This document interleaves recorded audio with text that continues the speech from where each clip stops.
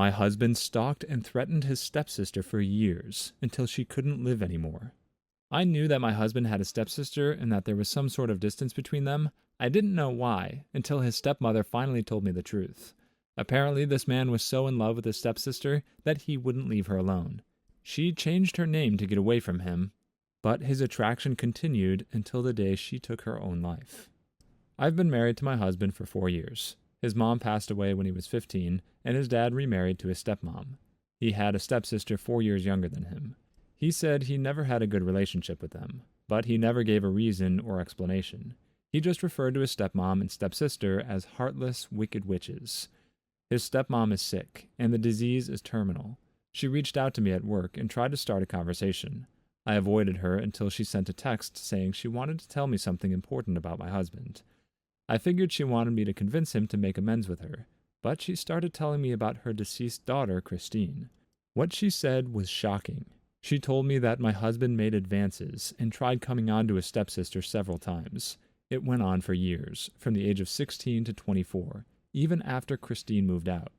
He used to take every opportunity to be alone with her and act inappropriately. At some point, he even threatened he'd expose their relationship to her boyfriend at the time and ruin her life, which led to her moving away suddenly and changing her name to Sarah. His stepmom said that Christine sent her letters, finally opening up about everything my husband has done to her for years. One of the letters contained a note with plans to take her own life, which she did 2 months later due to mental health issues. I couldn't believe it, but she showed me the letters and said it was the reason why she divorced my husband's dad. I left without saying anything. My entire being was shaken up, and I did my best not to tell him about what I found out. It's been days, and I'm still pretty much angry and in shock. At the same time, I feel helpless, because I know there isn't much I can do in order to decide if this was really what happened. However, a lot of things make sense now, like how uncomfortable he gets at the mention of her name, how he mentions the name Sarah in intimate moments, the fact that his dad excluded him from his will. It all adds up now, which makes it worse. It's been years, but I feel betrayed and lied to. I can't even look him in the eyes now and feel like I'm about to lose my mind. I want to confront him about it, but I'm afraid of how he might react. With everything this original poster's going through, it seems terrible to question her, but a commenter on a cross post points out one truly bizarre detail of the story. This OP has been married to her husband for 4 years. During that time, he's been saying his stepsister's name during intimate moments. That sounds a lot like he's been saying her name in bed instead of his wife's name. How, for so many years, did she never question this? Even if she didn't know his stepsister's name, or if she thought it was still Christine, wouldn't she want to know why he was saying another woman's name at all? It sounds like she's either afraid to hurt this man, or she's simply afraid of him. If she's really scared of how he'll react to this news, this marriage might not be safe for her. In fact, based on his history, it might not be safe either way. He's clearly fine with threatening to ruin someone who doesn't give him what he wants. I can't even imagine being stuck in a marriage like this. Is there a safe way out? What would you do if you learned something like this about a loved one? Leave us a comment on how OP should handle this situation. Even if she doesn't read it herself, maybe it'll help someone else. My wife's child-hating husband almost let our kids drown, but my wife and I took the blame. My mom is married to Rick. Not even going to call him my stepdad. He does not like me, does not speak to me, and I recently learned doesn't actually know which of my kids is which. That being said, we can hang out and be civil. He just will not talk to me. Recently, we went to a beach with Rick, my mom, and my aunt and uncle. The setup kind of sucked because the sand area was very narrow, so we had to walk pretty far to get a spot. Since we have kids, we had a lot of stuff and had to go back to the car. I told my wife to stay with the kids and I'd get the stuff, even if I had to make 2 trips. At this point, I don't know where my aunt was. My mom took her dog for a little walk, and my uncle was also making a trip back to get some stuff for my 1-year-old cousin. So Rick was the only person sitting. My wife asked Rick if he would keep an eye on the kids while she went to the car. He said no. She told him he was being childish, and it would only be a minute. I did see her in the parking lot, but she told me Rick was watching the kids. When we returned, my aunt yelled at me that we are irresponsible and stupid, and that she had to go in the water and get my kids. My wife asked Rick what was going on, and he said he told her no and called us both effing idiots. He said the kids were fine, and he wouldn't have let them drown. I agree with my aunt that they shouldn't have been out there. My wife yelled at Rick, and my aunt began to berate us. She was mad because she didn't have a good spot to put her baby. At this point, my mom came down and asked what was going on. My wife began to yell at my mom that she never should have married Rick, and this is her fault for bringing him into the family. I snapped at my wife and told her she always treats my mom like crud for the most minor things. But she was irresponsible and owes our kids, Rick, and my aunt an apology. I said she put our kids in danger, so how am I supposed to trust her again? And I said she needed to use her head. She began to cry and said I was being mean. She asked if I was going to yell at my aunt for being a biscuit or yell at my mom for marrying Rick, and I said no. Now she's angry with me and saying she doesn't want to be around my mom anymore for marrying Rick. For reference, our kids are all under 5 and 2 of them can't swim. Am I the jerk for yelling at my wife after she put our children in danger, but not yelling at my family? It sounds like most of this family are jerks, to be honest. A lot of commenters are Team Rick, but I'm not. Rick sucks. Rick is too self-absorbed to watch a couple of kids for just a few minutes. Rick says he wouldn't let them drown when he was letting them run into the ocean when they couldn't swim. If one of them had drowned, Rick wouldn't even be able to tell you which one it was. I get that Reddit hates children, but Rick has no good defense here. That doesn't mean the wife did nothing wrong. It sounds like Rick is pretty well known for being a jerk.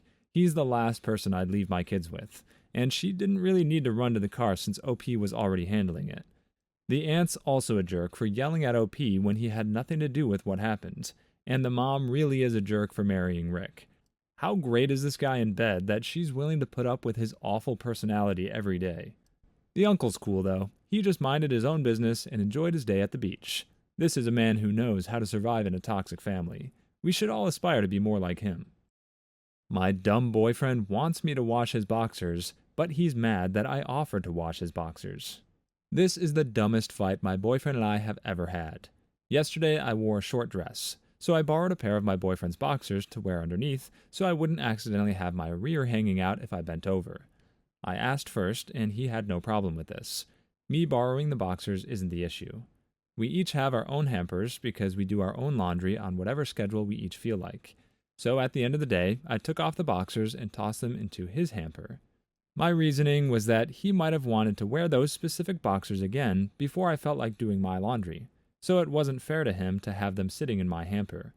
But he got annoyed and said that it was unfair that I was making more laundry for him to do when he wasn't even the person who had gotten the boxers dirty, and that I should only ever be putting my own dirty laundry in my own hamper. I explained that I didn't want him to be mad if, in a week or whatever, he was looking for those boxers and couldn't find them because I hadn't done my laundry yet. He said that if you borrow something from someone, you have to give it back to them in a timely fashion. So if I'm going to wait long enough that it would be a problem, then I should make the effort to at least hand wash that one item of clothing in the sink if I'm not going to actually do a load of laundry. So I said that the next time I borrow anything from him, I'll just make sure to wash it by hand and give it right back to him immediately, so I don't have to stress out about when I'm going to do laundry next. He said that's not what he was saying, and that now I'm just being pedantic. So am I the jerk, or is he? I don't know if you're both jerks, or if none of you are. I'm actually in awe of just how much nothing happens in this story. I wouldn't usually read something so anticlimactic, but I'm really just impressed that you two managed to pull a fight out of nowhere. But since you're now literally airing your dirty laundry on the internet for everyone to see, I do have one thought. You two need to break up. Here's the thing about these Reddit stories. Sometimes a person's significant other cheats, or takes their mom's side in an argument, or wears the wrong color to a stupid wedding. But these are all issues that might occur once and never again. It's up to the couple to decide if they want to run that risk or not. But these two idiots are arguing over whether one pair of boxers is a hassle, like it's going to weigh down his entire load. And anyone who can argue over something that dumb is going to find plenty more things to argue about. Unless you want your life to be a series of arguments over nothing, there's no good fortune in this relationship. Get out of there, and take the boxers with you. He apparently has too much laundry to fit them in the washer anyway. My parents tried to force me to live in a shed, so I moved out and got them evicted. I'm 16 and have an older brother who's the owner of the house we live in. He is my half-brother, same mom. I live with my dad, stepmom, and 17-year-old stepsister in the house. We live there rent-free. My brother let my dad and I stay in this house because we were evicted from the previous place, as my dad had lost his job and couldn't pay rent. It's a 3-bedroom house, so currently my stepsister and I have our own room, and I have the bigger room with my own bathroom. She doesn't have her own bathroom. My stepsister is 6 months pregnant. When she was 3 months pregnant, my dad and stepmom told me that once the baby is born, her boyfriend is going to move in with us, and they will need 2 rooms, one for them and one for the baby. So they offered to clear out the shed we have outside for my stuff, and I can sleep on the couch at nights. I'm not happy about this. I talked to my brother, and he agreed this is unreasonable. So I asked him if he can just evict my parents so I don't have to deal with my stepmom and stepsister anymore. My brother suggested that I move in with him so that I won't live there when they're served the eviction notice, as he was worried that they would blame me and it wouldn't be nice if I was living there. So just about a week ago, my stepsister's boyfriend moved in as well. I have now moved in with my brother, and they've been served the eviction notice. They have 2 months to leave. My dad, stepmom, and stepsister have been calling me nonstop, asking me to convince my brother to reconsider. They are also calling me heartless, and my stepsister texted me saying I'm the biggest jerkhole she's ever met, because I'm making her homeless at the peak of her pregnancy, and it's her baby that I'm punishing. Am I the jerk? Most commenters are saying no, but I actually do think this OP's a bit of a jerk. First off, her family are definitely jerks for trying to make her live in a shed and sleep on the couch every night. This isn't their house, and they aren't even paying to live there, yet they're willing to move in someone new at the expense of OP's ability to live comfortably. That said, OP apparently had the option of moving in with her brother. At that point, there was no need to serve the eviction notice. She wanted to get away from her family, and she did. So OP and her brother really are driving a pregnant woman and her unborn child out of shelter to solve a problem that had already been solved. That's pretty extra. It sounds like people in this family just don't care about being nice to each other. I wonder how they'd get along with Rick. Wife wants me to work full-time and care for the baby when she's already on maternity leave. My partner and I have a lovely 4-month-old daughter now. The country we live in offers one parent maternity or paternity leave for 10 months, while the other one has to go back to work 18 days after the child is born. We discussed this together and, for several reasons, decided that she will take the full extent of the 10-month maternity leave. I got back to work 18 days after our daughter was born. I should note that as a designer and doctoral researcher at a university, it is possible for me to work remotely about 95% of the time.